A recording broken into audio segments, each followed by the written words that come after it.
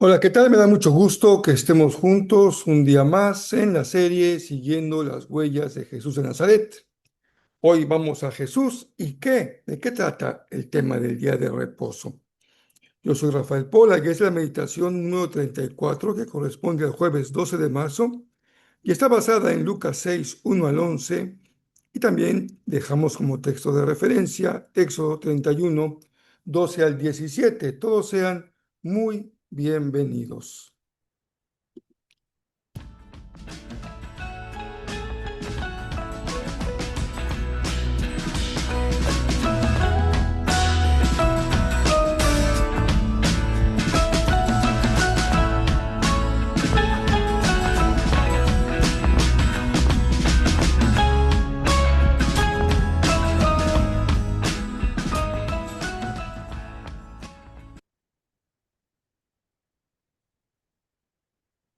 Bienvenidos a nuestra meditación de este día. Seguimos con los evangelios. Hoy vamos a ir a el evangelio de Lucas.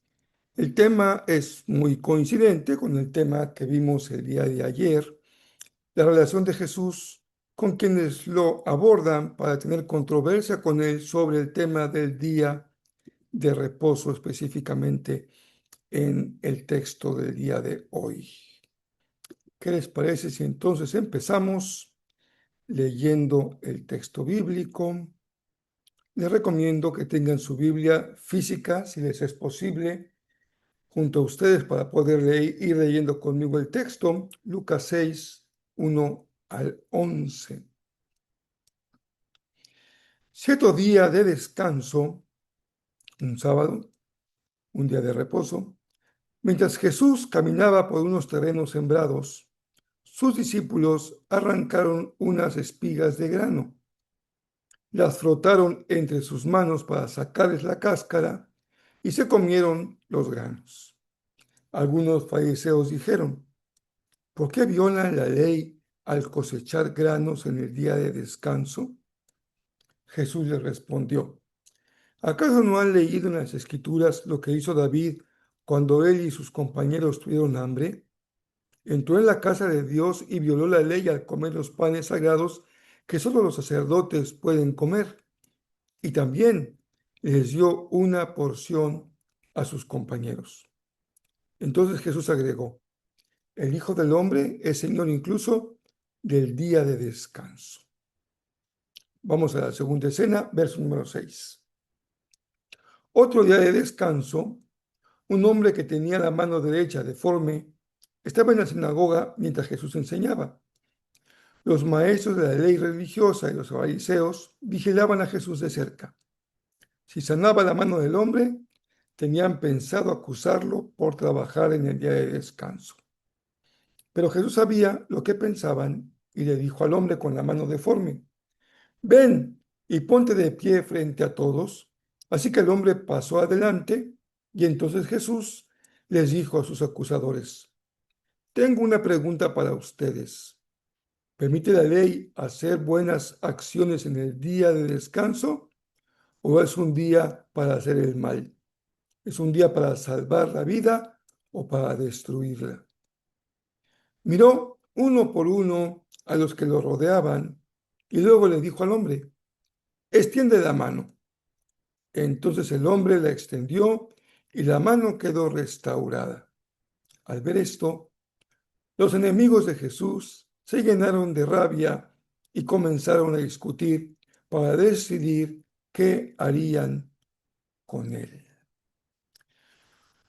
Como podemos observar al leer estas dos historias, Lucas tiene el propósito de unificar dos eventos sucedidos en momentos distintos, pero que se refieren a una misma problemática. En la primera escena es muy claro el propósito de Lucas. Se apunta a la autoridad de Jesús sobre el sábado. En la segunda escena, Jesús le da un valor superior a la necesidad humana sobre la observancia de la ley. No se trata, sin embargo, de un mandamiento cualquiera, una ley cualquiera. Es el cuarto de los 10 mandamientos. Y como decía en la meditación previa, Jesús no es un transgresor de la ley. Entonces, ¿de qué se trata?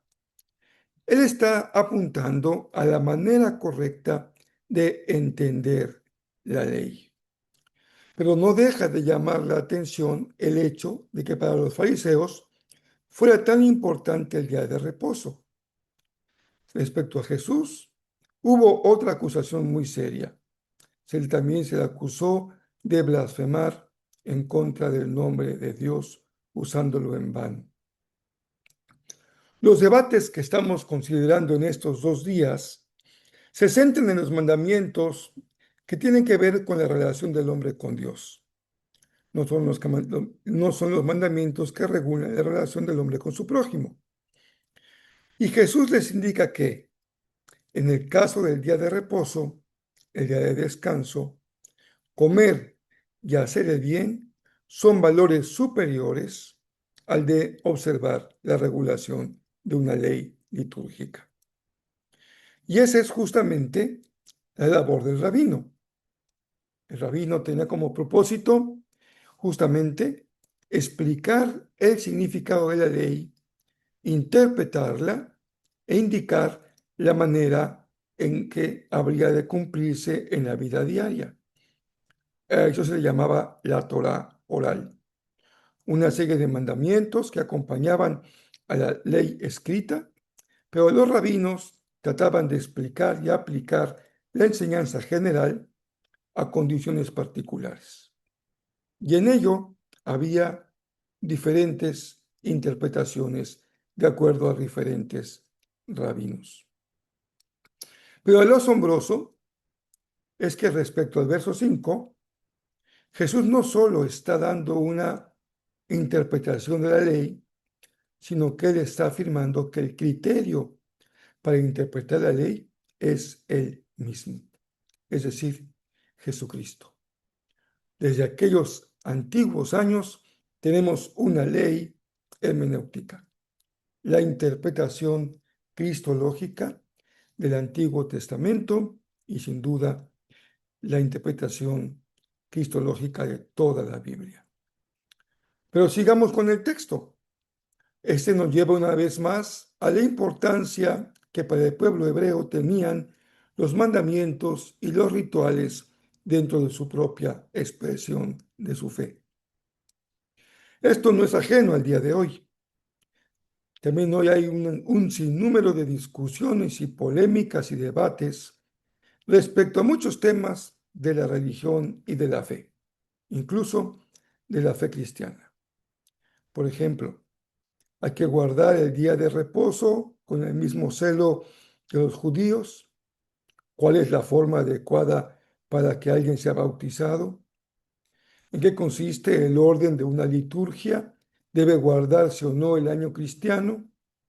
¿Cuál es y hasta dónde llega el ministerio de la mujer? ¿Se debe mantener o no, ya es obsoleto, la ordenación de los ministros? ¿Qué música es buena y cuál música no para usarse durante el culto o para que los cristianos simplemente escuchen? ¿Cuál es la adecuada vestimenta? Y puedo enumerar una gran cantidad de temas de polémica en el día de hoy. Pero sobre todo esto, ven ustedes la importancia del día de hoy. ¿Qué nos dice Jesús? Es a Él a quien seguimos y es a Él a quien confesamos nuestro Maestro y nuestro Señor. Jesús nos enseña, y esto refuerza la meditación del día anterior, que las celebraciones, las disciplinas espirituales, los mandamientos son muy importantes, expresan y reflejan la voluntad de Dios, pero deben ser entendidos y vividos de manera correcta. Y Jesús nos da en estos pasajes dos criterios. Primero, Él es la autoridad por encima de cualquier ley, porque es en Él en quien se cumple toda la revelación anterior. No la transgrede, la cumple. Le da cabal observancia en su propia vida. Y en segundo lugar, Por encima de las reglas litúrgicas está el bien de las personas. Es terrible cuando la religión nos conduce a una actitud de deshumanización frente a la condición de las personas. Estos principios son una guía para nosotros que somos seguidores de Jesús de Nazaret. La pregunta es, ¿cómo estamos practicando esta enseñanza cuando se trata de observar las reglas litúrgicas o de vida que tenemos como creyentes? Las dos polémicas que se encuentran en Lucas 6, 1 al 11, no tratan solamente de reglas sabáticas. En el fondo hay un asunto que está justamente abajo de todo esto. ¿Cómo entender la ley de Dios? ¿Qué lugar tiene la misericordia en la observancia de en la ley? ¿Y quién tiene autoridad para interpretarla? Hoy escuchamos interpretaciones a diestra y a siniestra, sin regla alguna de observancia y llevados al peso de la imaginación. Esto también es un problema. Justamente nos conduce a un mundo de confusión respecto a cómo leer y comprender la palabra.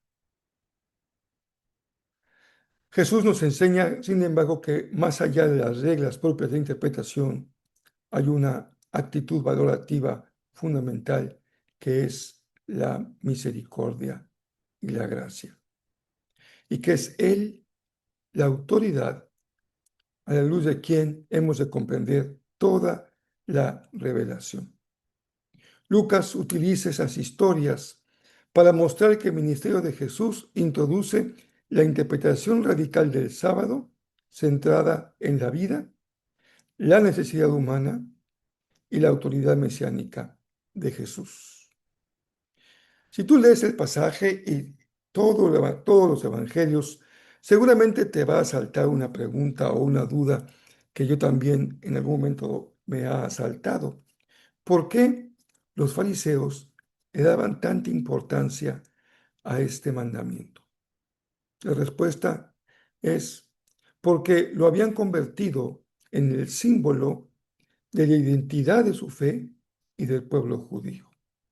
Para decirlo sencillo, para ellos ser judío era observar el día de descanso.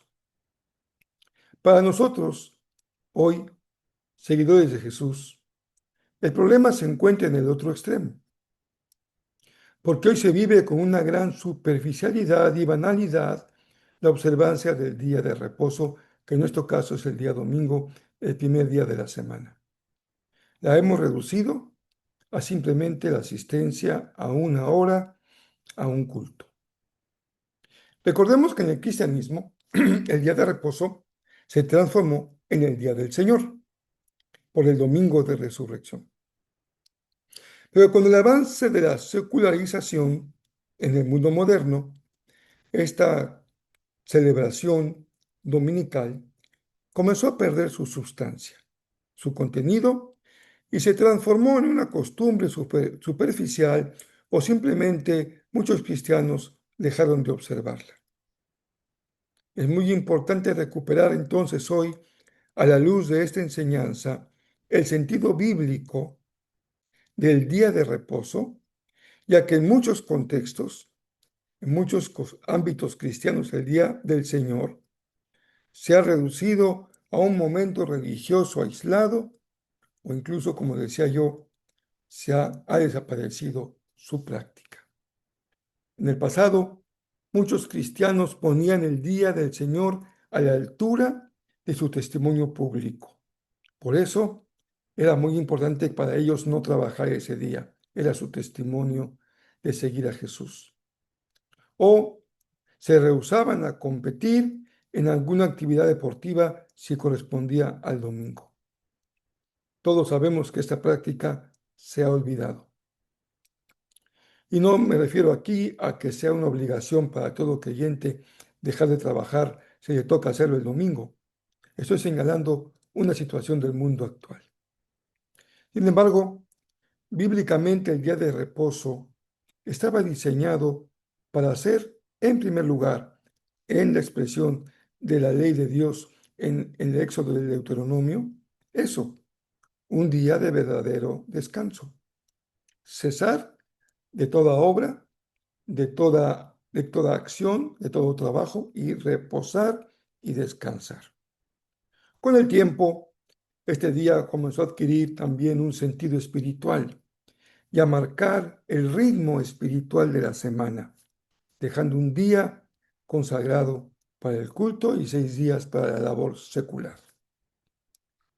También el día de descanso adquirió un significado comunitario. Era una celebración de todo el pueblo de Israel y luego de la iglesia de Jesucristo. No es un evento individual, no es que yo reservo el domingo, sino que mi comunidad de fe dedique ese día para glorificar al Señor. Para el pueblo hebreo y también se mantuvo en el pueblo cristiano. Este día se convirtió también en un momento para recordar la creación, 6 días trabajarás y el séptimo día, y la redención. Un espacio para restaurar la vida humana, incluyendo el descanso físico y la atención de los necesitados, como en la historia de Jesús. Una celebración de la vida.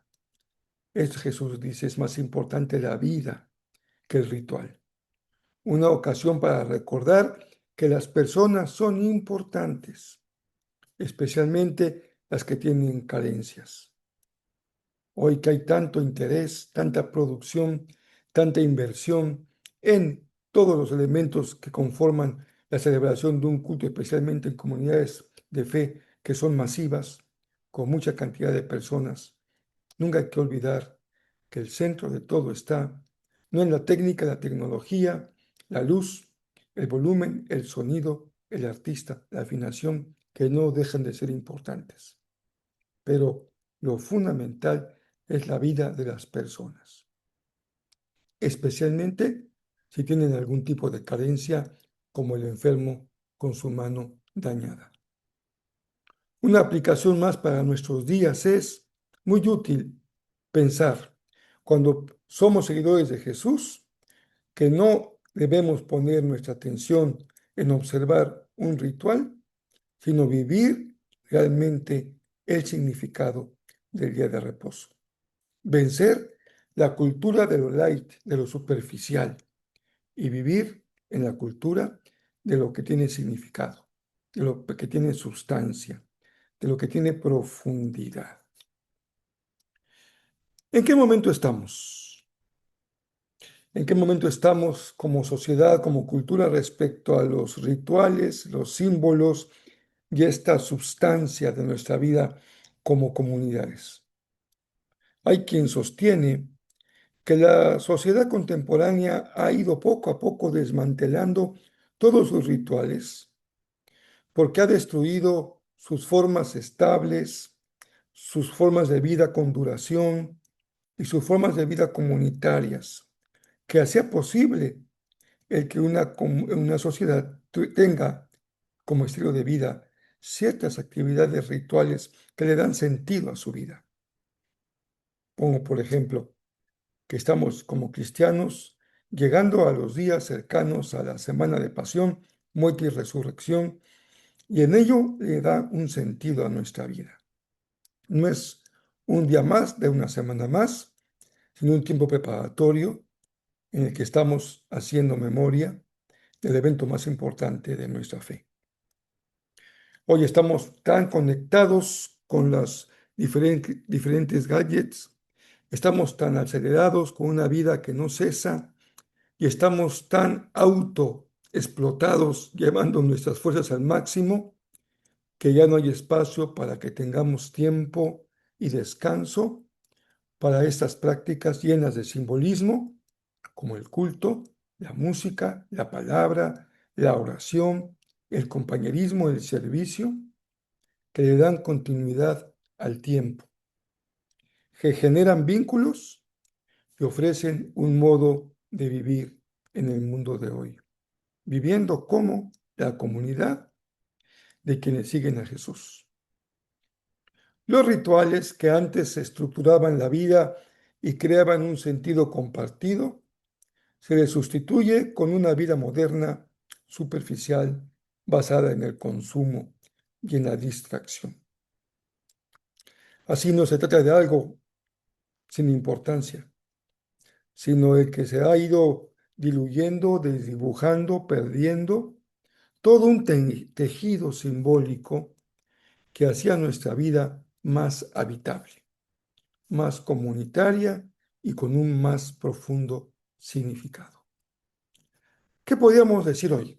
¿Cuál tarea nos corresponde? ¿En qué podemos pensar?